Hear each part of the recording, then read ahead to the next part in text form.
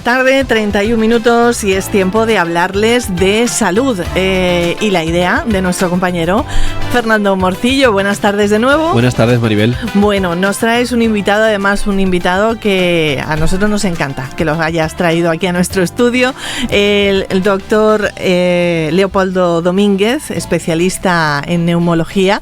Muy buenas tardes. Hola, ¿qué tal? Buenas tardes. Y bueno, ¿has decidido traernos a este invitado? Cuéntanos. Así es, más que nada porque por el Día Internacional del Asma, algo que me toca muy directamente, por desgracia, desde pequeño, que me tocó esta enfermedad. Y nada, vamos a preguntar un poco los orígenes de esta enfermedad, por qué viene causado y por qué se viene producido. Muy bien, vamos a ver, estamos hablando de una patología que es una enfermedad crónica, de hecho es una de las que mayor incidencia tiene a nivel de la consulta, no ya solo del especialista, sino también incluso desde atención primaria. Es una enfermedad crónica, como os digo, obstructiva, es un proceso obstructivo de la vía aérea que va a cursar con mayor o menor reversibilidad, es decir, esa obstrucción, ese componente de obstrucción de la vía aérea puede estar en fases de que mejora a extremos de llegar a estar totalmente asintomático, pero no quiere decir que esté curado. ¿Se da principalmente la primera crisis asmática cuando eres pequeño o puede aparecer a lo largo de tu vida? Bien, un paciente asmático nace, podríamos decir, desde pequeño. Los componentes que pueden llevarnos a esto sí que es verdad que no podemos establecerlo si es hereditario, pero sí que sabemos que hay un cierto componente genético familiar que te va a hacer tener mayor incidencia. El diagnóstico principalmente lo vamos a hacer en población infantil, en población de niños, adolescentes, es cuando suele debutar. De hecho, la prevalencia en esas edades suele rondar del 10 al 15%, mientras que en adultos esa prevalencia de pacientes asmáticos con crisis, con sintomatología, se reduce a un 5 o un 7%. Habla de crisis y nosotros muchas veces lo hemos escuchado en muchas ocasiones. Es que le ha dado una crisis asmática. ¿Qué es una crisis asmática? Bien, esta enfermedad se caracteriza principalmente además por la aparición, incluso muchas veces nos puede ir avisando poco a poco con otras comorbilidades como la rinitis, con la dermatitis atópica, ese sabor nasalizada, esos estornudos, pero a nivel del asma es principalmente cuando ya comenzamos con los accesos de tos. Habitualmente suele ser una tos irritativa, incómoda, a esfuerzos físicos de mínima intensidad y sobre todo uno de los componentes que más la caracterizan, ¿no? Pues eso es despertar en nocturnos con sibilancias, con esa sensación de ahogo o presión torácica en el pecho y se instaura de una forma súbita. Hay veces que incluso podemos oír, ¿no? Los niños te dicen o los padres, ¿no? Que le oyen como ruidos, como unos gorgoreos ahí a nivel de la vía aérea y es porque hay veces que puede acompañarse también de ciertas secreciones de una mucosidad clara, pero no es obligatorio la presencia de esa mucosidad, pero ya te digo, tos y sibilancias podríamos decir que es lo que predomina en un paciente asmático que inicia una crisis de broncoespasmo. ¿Cuáles son los inhaladores más comunes o qué remedios son para catar estas crisis asmáticas? Mira, yo ya peino canas en esto, ¿no? Entonces te puedo decir que felizmente hemos evolucionado mucho a nivel de respiratorio. Lo único que sucede que muchas veces, y tendríamos que insistir mucho más en los pacientes, en la educación del paciente asmático.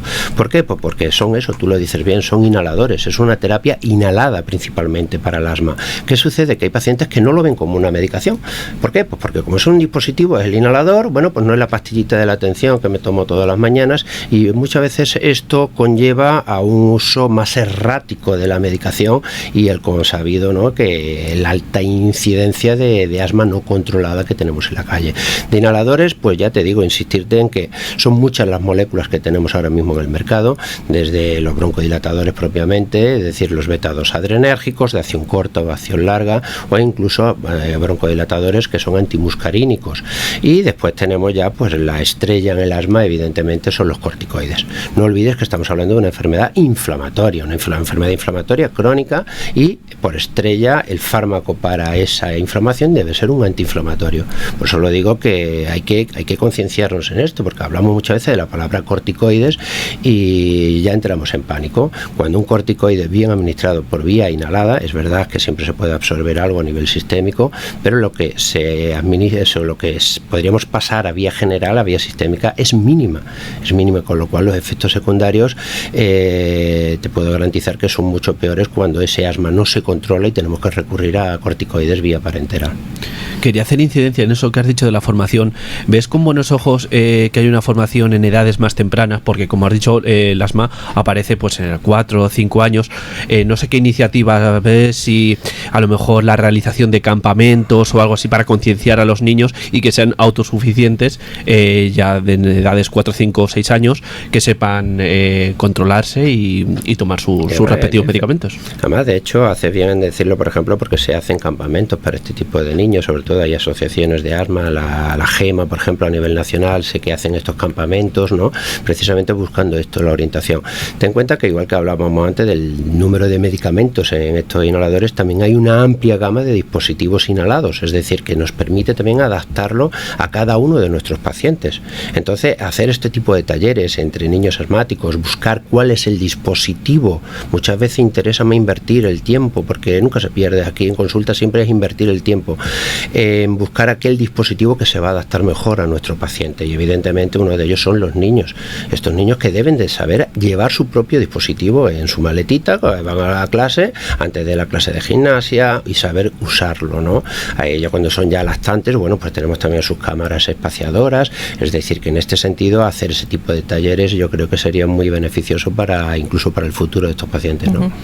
O sea que el asma y el deporte no tienen por qué desvincularse, ¿no? Todo lo contrario, y hay grandes deportistas, estrellas a nivel mundial, que son asmáticos, ¿no? Te podría decir desde Miguel Indurain con su bicicleta, o ¿entiendes? Es decir, que antes nos decían las abuelas, no, el niño que no corra. No, pero no es antes, es que incluso actualmente también nos vienen diciendo las madres que hay un justificante para el cole para que el niño no haga gimnasia. Vamos a ver, tenemos que tener sentido común.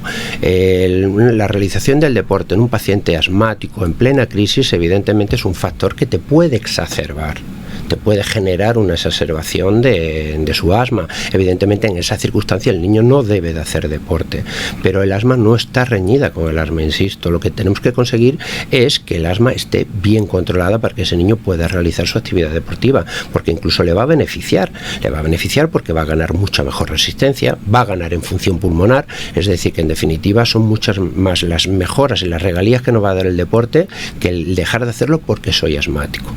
Ten en cuenta que también va a favorecer, por ejemplo, que pierda peso esos niños, es muy importante. Hay, igual que existen entidades propias como asma y de esfuerzo, es decir, que se va a agudizar, se va a exacerbar durante la realización del esfuerzo, habrá que tomar la medicación apropiada antes de esa actividad, pero también tenemos que intentar tener un asmático que no sea obeso. ¿Por qué? Porque la obesidad también va de la mano con el asma en muchas ocasiones. Vaya, la obesidad que nunca es buena.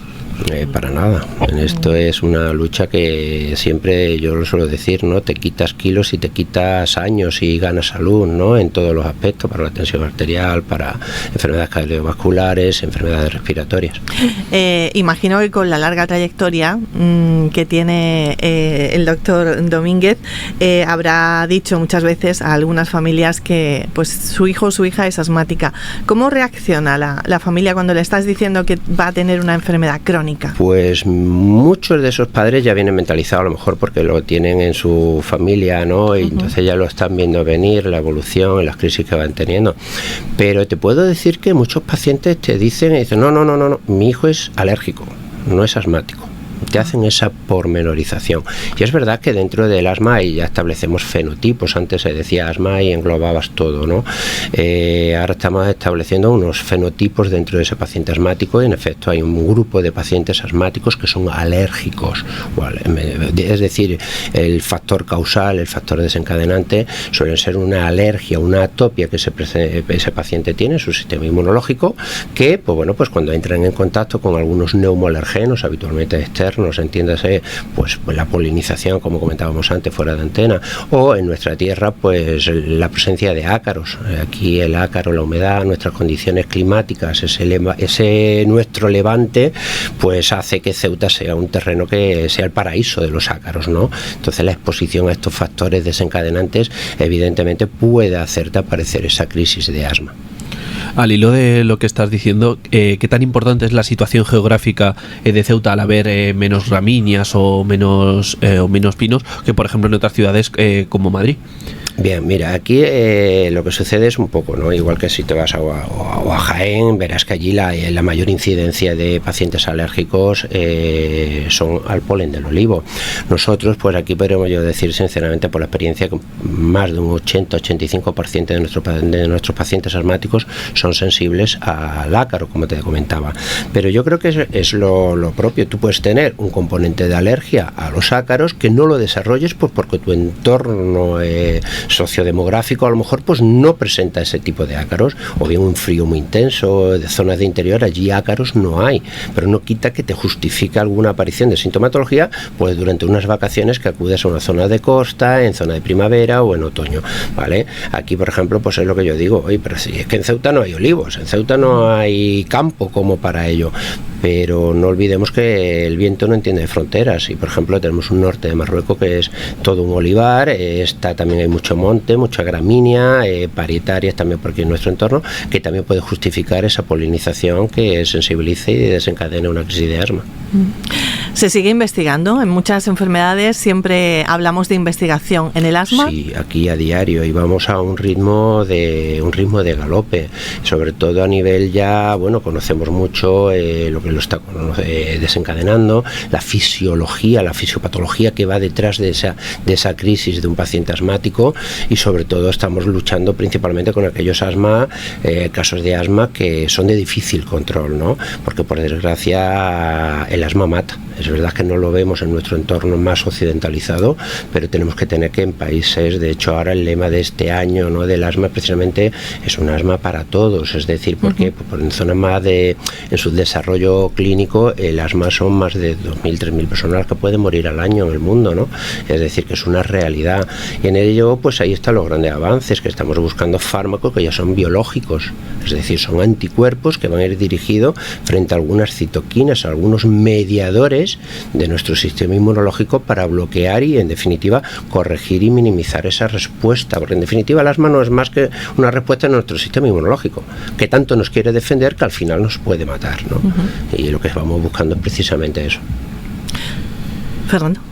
La alimentación es clave, me imagino, en el asma. Sí, como todo, ya decíamos, primero controlar una buena dieta, ¿no?, por posibilidad de sobrepeso, y después sí que es verdad que hay algunos componentes de reacciones cruzadas, de algunos fadiotopos estructurales. Por ejemplo, es muy frecuente que pacientes alérgicos a ácaros puedan tener alguna sensibilidad a la hora de comer, por ejemplo, marisco. Es decir, hay algunos componentes ya te digo, estructuralmente, moléculas que son muy parecidas. En Ceuta hay muchas personas enfermas de asma. Sí, y muchos que no lo saben, que es la gran lucha que tenemos también, ¿no?, de ese asma no conocido o ese asmático encubierto en ese paquete de tabaco que es quetoso porque es lo propio de la tos, del tabaco. Es decir, sí, aquí también tenemos que trabajar mucho en eso, ¿no?, en el infradiagnóstico, y principalmente, fíjate, igual que con el EPOC lucho mucho contra ese infradiagnóstico, en ese paciente fumador y EPOC, en el asma yo creo que tenemos que luchar más con el paciente que lo sabe, pero que no valoriza lo suficiente sus síntomas y no se medica. A lo que decíamos antes, ¿no?, el tratamiento del inhalado, que eso es solo para cuando tengo crisis. Y es lo que yo suelo decir, vamos a ver, aquí hablemos de nombres comerciales, el salbutamol, el Ventolin, eso es un uso continuado y desmedido. ¿Por qué? Porque encima vas a tu farmacia y por poco dinero te lo llevas. Pues bien, un paciente que usa mucho su Ventolin de rescate, porque es un tratamiento de rescate, es decir, esa es la alarma que nos tiene que dar. Lo ideal es que un paciente caduque su Ventolin sin haberlo usado. Eso sería un sinónimo de un paciente bien controlado. Ahora, un paciente que usa de forma desmedida ese Ventolin, él mismo se debe de estar cuenta de que su asma no está controlada. Esa dependencia, que no puedo ir a trabajar si no me llevo el Ventolin, si no voy tal, eso quiere decir que ese paciente no está bien controlado. Y ese es el paciente que tenemos que luchar con él para recuperarlo, para que acuda a su médico de familia para que manifieste esos síntomas. Porque hoy por hoy, ya lo digo, son muchos los fármacos y dispositivos inhalados que podemos adaptarlo a tus necesidades para corregir esa esa situación clínica. Y si el Ventolin lo utilizas en menos de 3 horas, ya ni te cuento. Es que esos son los semáforos, como yo le digo, ¿no? Muchas veces esa luz roja, esa alarma que se te está ya actuando. Ya rápidamente ese paciente debe decir, tengo que iniciar mi tratamiento de mantenimiento. Y de mantenimiento quiere decir que, aun estando bien y totalmente asintomático, debo mantenerlo, por lo menos las guías nos dicen 3 meses. El asma, clínicamente podemos ubicarla, yo siempre la ubico un poquito en el símil de que es un edificio por plantas. Vale, aquí evidentemente el ático no interesa vivir en él. Aquí tenemos que estar los pisitos de abajo. Es decir, que es un asma ocasional que controlo con monoterapia y puntual, ¿no? Mientras que los de arriba ya son aquellos que ya necesitan mucho más medicación porque el control es peor. Pues bien, vamos bajando de planta de sintomatología, pues conforme vaya controlando esos síntomas. Es decir, que cuando estoy 3 meses totalmente asintomático, bajo un poquito el escalón. Y eso es lo que es importante también. O sea, por ejemplo, si yo me encuentro totalmente recuperado, veo que no tengo síntomas, necesito seguir tomando esa medicación. Esa es la idea que debemos de mantener, sobre todo si ya has tenido una crisis, si estás tú con tu tratamiento, principalmente, ya te digo, de soporte, con un tratamiento inhalado, con tu corticoide inhalado, ¿vale? Y posiblemente, que es lo que más estamos haciendo ahora, es la asociación por buscar ese efecto sinérgico de un broncodilatador y un antiinflamatorio, un corticoide inhalado. Bien, si tú ya estás usando mucho el Ventolin, veo que no funciona, recurro a mi dispositivo de mantenimiento. Y como te lo hayan dicho, es decir, que muchas veces hay dispositivos de 24 horas, hay otros que son de cada 12, bien, según el que tengas en uso, pues lo mantengo. ¿Cuánto tiempo? Yo siempre digo lo mismo, por lo menos 3-4 semanas. Los libros, las guías nos dicen 3 meses. Y es lo que hay que hacer. ¿Por qué? Porque mientras tú consideras que estás asintomático es porque tu inflamación ha reducido de intensidad, pero aún hay un resto de inflamación.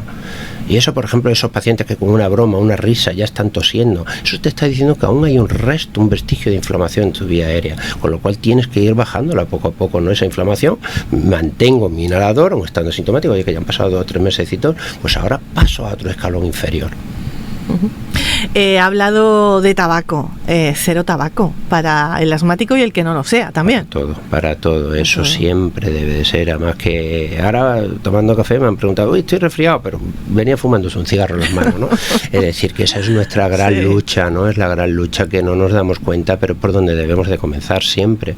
Pero fíjate lo que te digo, para ninguna patología, es decir, tenemos que evitar llegar a tener una patología para cuestionarme en mi programa de acción, dejar de fumar. Y hay algunos productos de limpieza que también provocan algún que otro signo de alarma. ¿De limpieza te refieres para el asma? Sí, que estemos en casa utilizando algún producto de limpieza y que nos afecte. Siempre hay, evidentemente hay algunos olores intensos, hay pacientes que son muy sensibles, es decir, que tenemos que, en ese piso que te digo de plantas, ¿no? Hay pacientes que ya tienen una extrema sensibilidad a productos de limpieza, pero incluso pacientes que en sitios donde se haya estado fumando, ¿vale? Colonias, perfumes, evidentemente hay esos olores intensos que pueden a provocarte una crisis de asma en ese momento.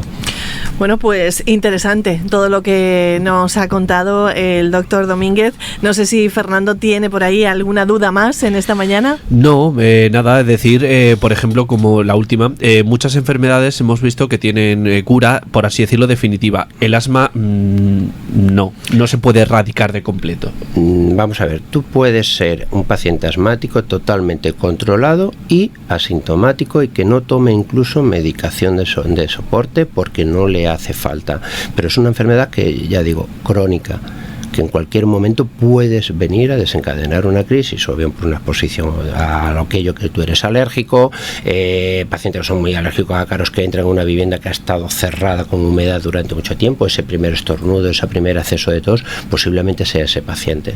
Pero ya te digo que el paciente asmático puede ser controlado, totalmente controlado, pero no podemos hablar de cura. Un paciente con asma siempre tiene esa posibilidad de crisis.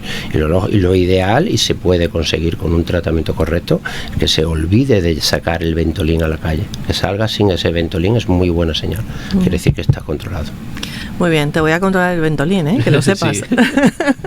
Pues, doctor Leopoldo Domínguez, muchísimas gracias por haber estado con nosotros aquí en este Día Mundial del Asma para concienciar acerca sobre todo de la importancia de esta enfermedad crónica y que afecta a tantas personas en el mundo y también en nuestra ciudad. No sé si quiere añadir alguna cosa más. No, daros las gracias una vez más por darme esta oportunidad, ¿no?, de compartir. Bueno, pues estos días principalmente se organizan buscando eso, ¿no?, concienciar a la ciudadanía de algo tan cotidiano como que convive con nosotros y sin embargo muchas veces nos damos cuenta que no está bien controlado, ¿no?